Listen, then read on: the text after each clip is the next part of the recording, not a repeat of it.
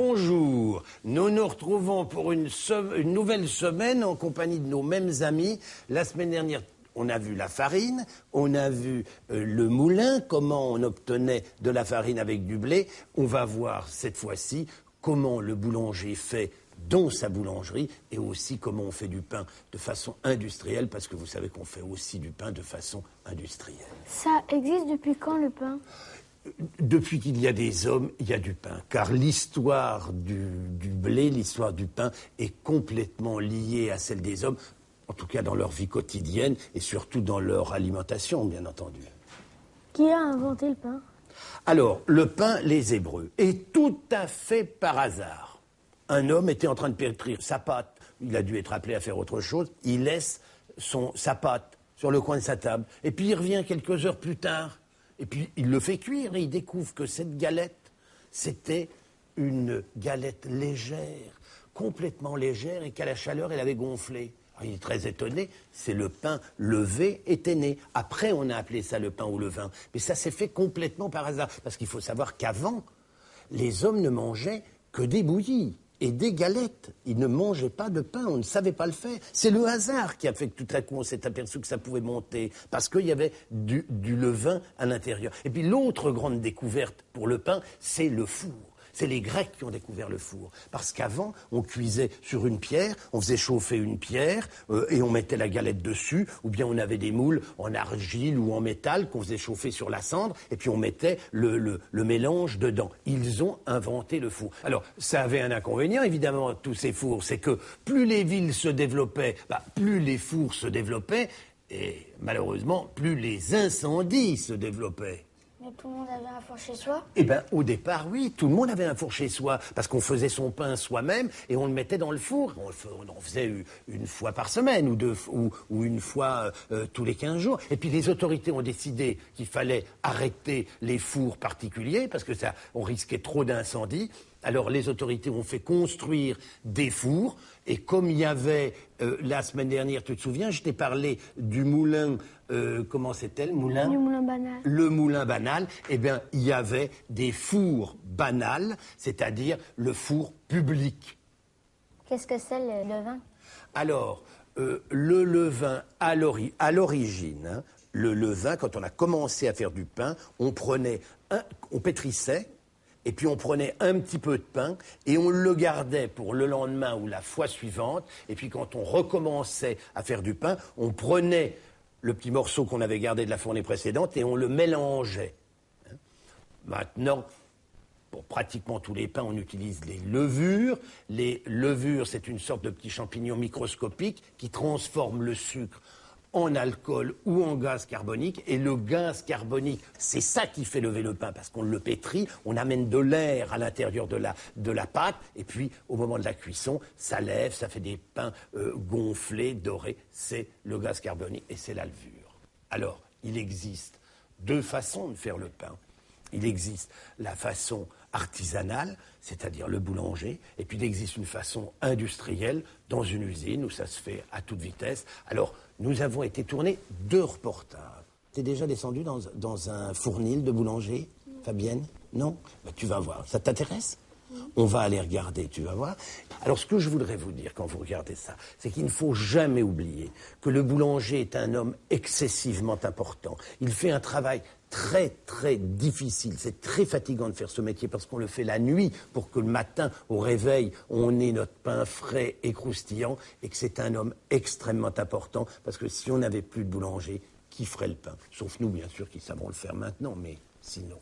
Alors regardons. Voilà, on rentre dans sa boulangerie et voilà, ça c'est un fournil. C'est là que l'on fait le pain. C'est un pétrin, il y a un four, il fait du feu pour chauffer le four dans lequel, et voilà, là dans son pétrin, il mélange tous les ingrédients comme nous, la farine, le sel, l'eau, encore la farine, et le pétrissage va commencer.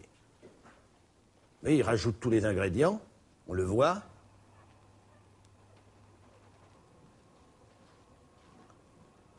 Voilà, c'est en train de... Ça dure à peu près 15 minutes. Et puis après, il met cette pâte au repos et puis il va pétrir à nouveau une vingtaine de minutes supplémentaires. Alors vous voyez, là, il a prélevé du pain de la veille pour refaire du pain, c'est le levain. La pâte doit devenir bien élastique, si vous voulez. Et ça, voilà, la pâte repose, c'est la première fermentation qu'on appelle la pousse. Le boulanger prépare son four. La pâte, là, est pesée, elle est façonnée. Ça s'appelle des pâtons qui vont être mis dans des moules et qui vont fermenter à nouveau. Alors cette nouvelle pousse, nouvelle fermentation s'appelle l'après. Le volume de la pâte va augmenter au moins 3 fois. Il attend, il vérifie encore son four, savoir si c'est à bonne température. Et puis là, sur cette grande planche, là il signe son pain, un coup de couteau. La grande pelle lui permet d'enfourner tout au fond du four. Le pain cuit, la mie gonfle. La croûte va durcir, se colorer, selon la forme et le poids du pâton, ça va être différent. La cuisson dure plus ou moins longtemps. Le pain est sorti là, il est très fragile, on le manipule avec soin. Il refroidit pendant un petit moment. Et puis ensuite, eh bien, il n'y a plus qu'à aller faire sa tartine. C'est beau, hein?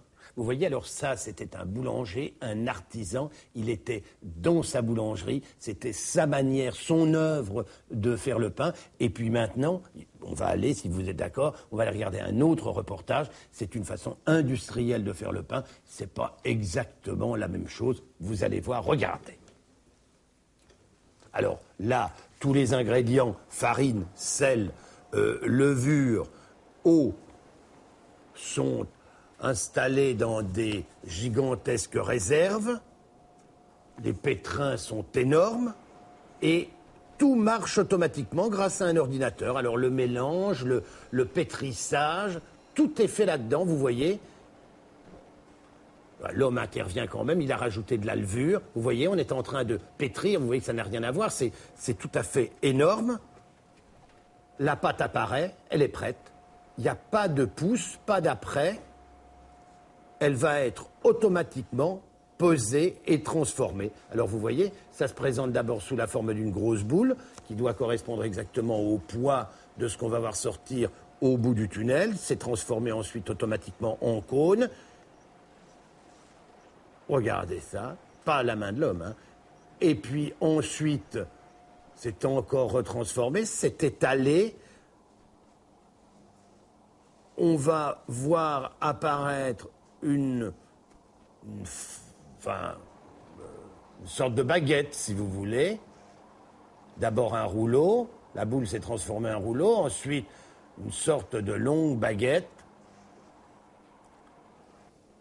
Ça va rentrer dans un surgélateur, évidemment ça va être congelé. Les voilà qui apparaissent, elles tombent dans une trappe, elles sont congelées, les voilà sortir du congélateur, du surgélateur. Vous voyez, maintenant elles sont toutes dures, elles vont être dans un sac et elles vont pouvoir être livrées à certains boulangers qui achètent ce type de produit parce qu'ils ne font pas leur pain eux-mêmes et voilà comment ça se passe. Pourquoi le pain a toutes ces formes? Parce que ça dépend à la fois des régions, ça dépend de l'invention du boulanger, bien entendu, ça dépend de la qualité de la farine ou même des mélanges de farine. Est-ce que le pain fait grossir? Alors, le pain, voilà encore une idée reçue. Le pain fait grossir. Bien entendu, le pain fait grossir si on en mange des quantités invraisemblables. Les enfants devraient manger entre 250 et 300 grammes de pain par jour. C'est-à-dire, grosso modo, l'équivalent d'une baguette. Comment on reconnaît les bons pains? Alors, les bons pains, écoute, voilà, tu commences par là, tu regardes ça, tu mets ton nez. Ça commence comme ça. Tu vois, en plus, il faut que, quand on l'a coupée, tu vois, la mie soit alvéolée, comme ça, qu'elle ait des trous, qu'elle soit fine. Et en même temps, quand on met son doigt dedans, tu vois, c'est élastique, mais ça revient, ça ne marque pas. Il faut que la croûte soit bien dorée, comme ça, tu vois, tout autour, partout. Le pain doit être bien cuit. Un pain trop blanc, c'est un pain qui est mal cuit et qui n'est pas très bon parce que, justement, ça n'a pas pu lever. Et puis, il faut que ça ait un son. Tiens, prends donc celui-là, et quand on tape dessus, tu vois, quand on tape dessus, c'est un son sourd, lourd, voilà qu'on reconnaît un bon pain. Et là, voilà, ça, on a du beau pain, bien formé, qui sent bon. Dites, on n'irait pas faire un petit tour dans la cuisine, hein? J'ai une idée d'une recette qu'on pourrait faire avec du pain. Et ça pourrait presque être un dessert, non? On n'irait pas faire ça? Allez, on va dans la cuisine et on va se faire, je vous dis tout de suite ce que c'est du pain perdu. Bon, alors, vous savez, quelquefois, on a du pain rassis, hein? Il est trop dur, on est paresseux, on n'a pas envie de le manger. Alors, on peut se faire avec ça un dessert délicieux. Alors, regardez, on est 5, j'ai coupé 5 tranches de pain rassis, il nous faut un grand plat comme ça pour pouvoir le mettre à tremper. Tiens, passe-moi le lait. Pardon, merci. Voilà. Alors, je vais mettre du lait à tiédir. Hein. Pourquoi? Parce que je vais tremper mes tartines dans du lait. Voilà. Donc, là, tout va bien. Maintenant, qui est-ce qui a envie de me battre 3 œufs en omelette? Ah ben, vous battez pas, mes enfants. Hein. C'est les œufs qu'il faut battre. Voilà. Allez, allez-y, vous me les cassez, vous les mettez là-dedans, vous les battez. Voilà, ça, c'est bien. Alors, dès que c'est tiédi... Il ne faut pas que ça soit chaud, hein, surtout, Fabienne. Il faut que ça soit simplement tiède, sinon on va se brûler les doigts. Donc là, on considère que c'est... Regarde, je mets mon doigt dedans. C'est tiède. Ça va vite, hein, avec le gaz. Et là, j'arrose. Tu vois? Je verse sur mon pain, comme ça, de façon à ce que ça trempe un petit peu. Pas trop. Si ça trempe trop, on va les goûter. Mais tu vois, il faut juste mettre ce qu'il faut. Voilà, comme ça. Encore un petit peu là. Gilou, retournez-moi le pain.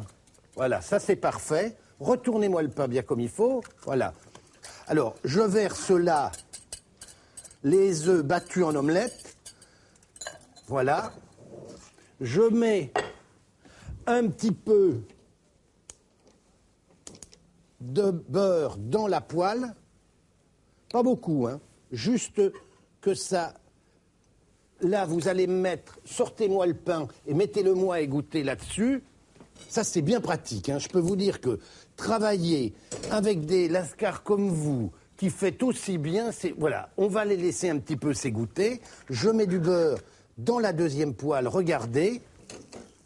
Dès que ça commence à grésiller un petit peu comme ça, tiens, passe-moi... Le pain, passe-moi une tranche de pain à la main. Tu sais, quand on cuisine comme ça, hein, attention, ne pas la casser. Regardez ce que je fais. Vous voyez, je la trempe juste dans les œufs. Je fais un aller-retour comme ça dans l'omelette. Et hop là, je le mets à cuire. Et je fais la même chose avec tous les autres.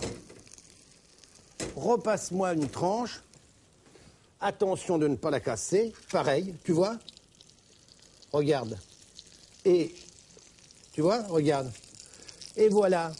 Et puis maintenant, je vais retourner. Quand elle va être bien dorée, je regarde un petit peu. Est-ce que c'est bien doré? Je le retourne. Et voilà. Tu vois?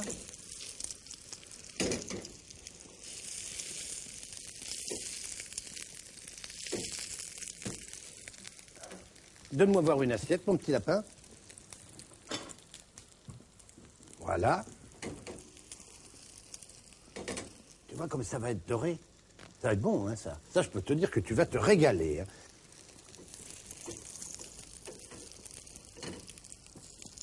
Il est comment? Elle est parfaite. Voilà.